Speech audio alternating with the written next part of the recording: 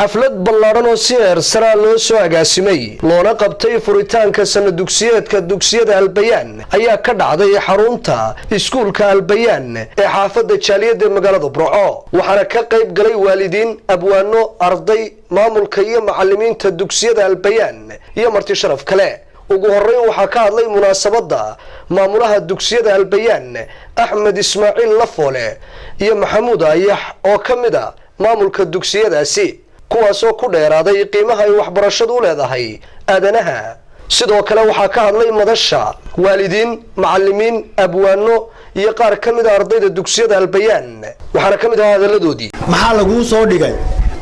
maadaad lahayd inay jadwalka qofku haysto gidaar ku dhajisto waalidku inuu jadwal ku dhajisto hadduu wax ka dareemo inuu yimaado iskuulka ardayga haddii laba wax xagga san isu raacaan wuu toosiyaa iskuulka iyo guriga hadday israacaan oo wada socdaan ardaygu waa toosiyaa iskuulkan waxaanu furnay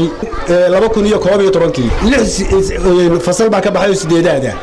fasalayaan oo qaar dee laba ahaayeen waxa kale oo jira qayb kale oo ugu talagal dadka ay halkan ku fogaato October buu ku yaalaa wuxuu ku yaalaa beerta reer indhadeero agteeda ayuu ku yaalaa waxa loo doonayaa in iskuulka caawisaan oo camirtaan oo aad geysaan caruurta yaryar ilaa foorka ayaan ugu talagalay macallimiin wanaagsanna waanu geynay waxa kale oo jira iskuul secondary ayaanu furaynaa sanadkan hadii ay beedmo anna waxaan doonaa macallin ilaa 6 maado isku mid ay u tahay waxbarashadu waa karaamada qofka inuu mustaqbal yeesho waxbarashadu waa waxa dhashay injineerka inoo dhisa masaajidada iyo guryaha waxbarashadu waa waxa dhasha dhakhtarka waxbarashadu waa waxa dhasha macallinka waxaynu joognaa madal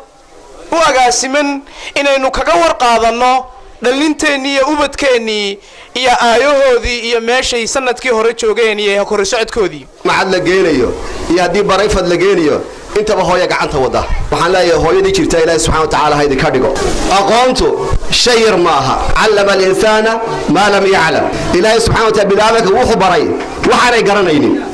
waa quraanki u horeeyay nabi Muhammad alayhi salatu wasalaam lagu soo dajiyay xafladan ay qabteen ujeedada laga leeyahay waxa weeye macallimiintu in ay muujiyaan sanadkii ay waxbarayeen ardayda in ay waalidka u soo bandhigaan ardaydoodii heerka ay joogaan waalid marka la leeyahay waalidka minka horta la sheegayay caruurta daba socda waa hooyada anaga odayaashii sibaanu waxba laga yarsiiyay waxaanu idin leenahay hooyay dadaala dhalin yahay tixdayda gabayga maansada waxaan ula dan leeyahay kutoosada aqoontiyo barashadeedu iyada dayaxiyo iftiin gabagabadii xafladaasi waxa abaalmarino kala duwan la gudoonsiiyay ardaydii kaalmaha hore ka gashay imtixaankii sanad dugsiyeedka dugsiyada Albayaan علي داير محمد بوس TV Universal Burco.